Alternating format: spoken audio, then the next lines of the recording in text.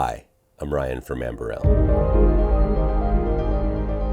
Well, I took a little break last week to sort out my studio. I've been pretty much up to my ears in cables and routing for the last week, so getting back to making a video is a welcome change of pace. As I was drawing diagrams for patch bays and deciding on the most optimal signal path, I kept wondering how I ended up more interested in how to get my synths to go through 2 delays and a glitch pedal before going through a tape machine and then busting it back through a reel-to-reel than I did composing cinematic scores and pursuing a career in composing for film and TV. And it turned from somewhat of a funny passing thought into a question that really sort of consumed me for a few days. I thought I'd share what I came up with and why I think it's useful advice for anyone pursuing music as a career or even just a hobby. To explain it, I need to go back. Way back. I went to Cal Arts for my undergrad, but before I did, I attended a summer program there while I was in high school. At this point in life, I'd played piano for a while. I was pretty good, but I didn't really have any other friends who were into music, so outside of my 30 minutes to an hour practice I had to do just to keep my parents happy, I pretty much just did what my friends were up to.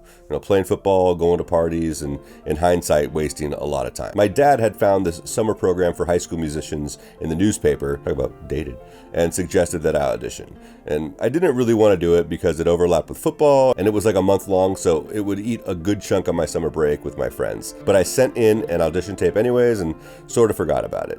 But a few months later, I got the acceptance letter in the mail and decided to go.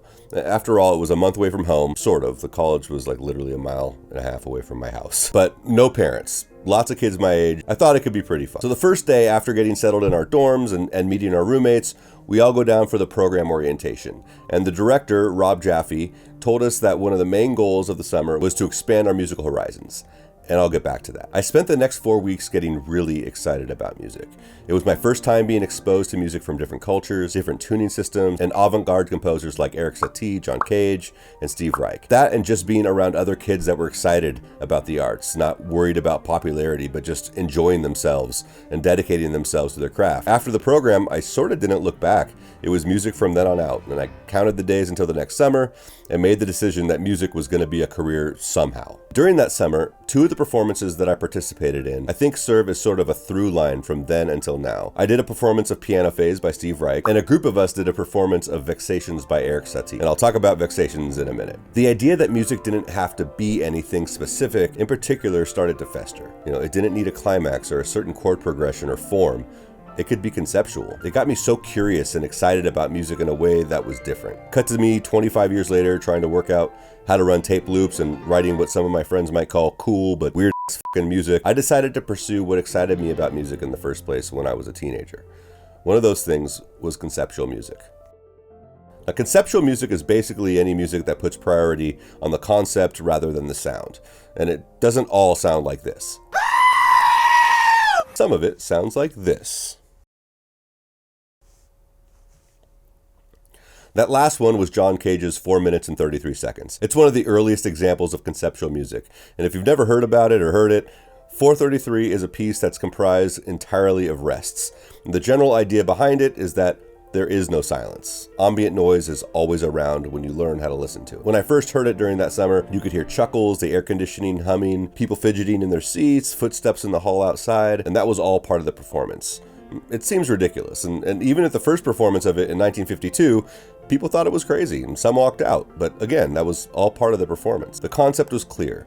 A piece of music where the sounds are accidental and gets you to really listen to all the small sounds around you. It seems like something you'd only study in school or talk about at like super pretentious parties, but that piece of music had a huge impact on music and still does. How many lo-fi tracks start with something like birds chirping or water flowing in a lake or a city street?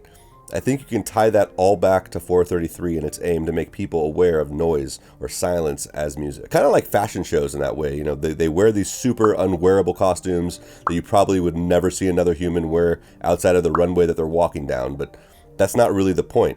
A lot of times it's a showcase for what a designer can do with materials or fabrics that haven't been done before. And sometimes elements of these ridiculous outfits make their way into fashion, like skinny jeans. Anyways, another piece of music that's really stayed with me ever since I first heard it is Vexations by Eric Satie. It's not conceptual per se, but how it was introduced to me absolutely was. It was written in 1893, but was unknown until John Cage published it in 1949. Satie never performed it or even talked about it.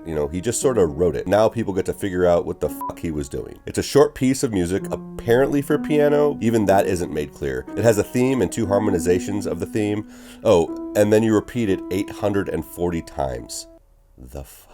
There's a lot of debate on everything about this piece, from what the title means, why he wrote it, to whether or not you actually do play it 840 times. The reason I think of this as a conceptual piece of music is because of the way it was introduced to me. Without getting too deep into Western tuning and harmony, there are a specific series of tones that all of Western music uses. And in those tones, we've developed harmonies that are used again and again, and we're all accustomed to hearing those cadences, harmonies, and chord progressions, whether or not you're aware of what they are. Maybe the conceptual Satie was trying to get across writing the seemingly terrible, unnatural piece of music was that if you repeat it long enough, just around 24 hours when I performed it with a group, or 36 hours, which that's nuts, man. Like 36 hours of just playing one which is the longest solo performance of it.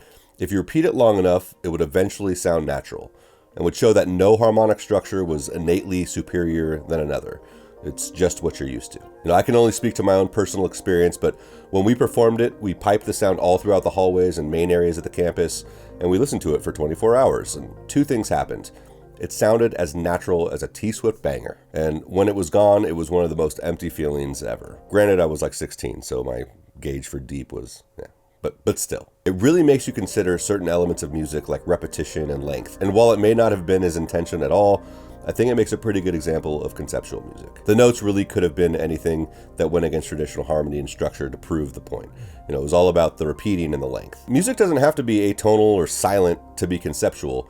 Take Max Richter's Sleep. It's an 8-hour piece that's intended to be listened to, as you go to sleep and while you sleep. It's 31 movements ranging from a few minutes to over 30 minutes each, and they're written to mimic the sleeper's brainwaves. He actually worked with experts in the field of sleep to kind of figure all this out. But the intent is trying to get people to slow down in a world where we're constantly overstimulated. And it's awesome. Here's a short clip of a performance of it, and they actually, have beds laid out in the hall so you can listen to it as you fall asleep and are sleeping.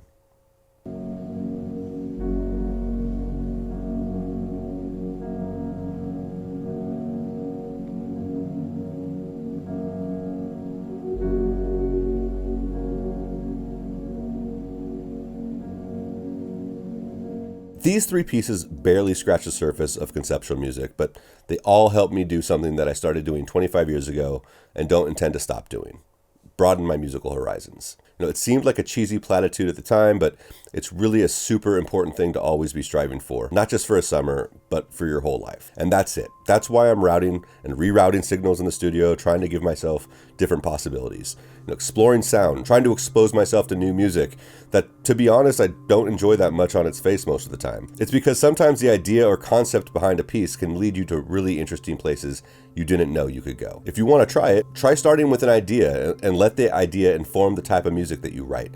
I've done this on a lot of pieces. Before I even knew who Max Richter was, I created a single called Sleep. And when I learned of Max Richter's Sleep, I was like, fuck, I did that first. But not only did I find out that he did it better, but he did it like 3 years before I did. So what are you gonna do? It wasn't meant to be listened to while you sleep, and I didn't consult actual sleep experts or even have live players to play it out. But it was conceptual. I wanted to create a piece that mirrored my experience from falling asleep to dreaming and waking. And that simple roadmap helped me create a structure and an atmosphere. And sometimes I think when you're stuck looking at a blank page trying to write something, having a concept or a story to compose to can really help open up the musical ideas. Another really great thing about dipping your toe in and writing some conceptual music is that you may find pairings of things that you may never had put together before. You've probably heard a million different people use the composing is like a muscle analogy. The more you use it, the stronger it gets and all of that. Well, if I'm going to stick to the muscle analogy, writing conceptual music would be like doing a strenuous activity that you've never done. After it's over, the muscles you didn't even know you had are burning and it hurts to tie your shoes. And that's a good thing. It lets you know that you have other muscles that can be worked out and strengthened. I think that works. So try it out, or dive into some Conceptual Spotify playlists and see what's what. And if you do end up writing something, share a link in the comments. I'd love to hear what you guys come up with. And if you're already into it, leave your favorite artists or tracks down below. So that's it for this one. Thanks for watching. I'll see you next week.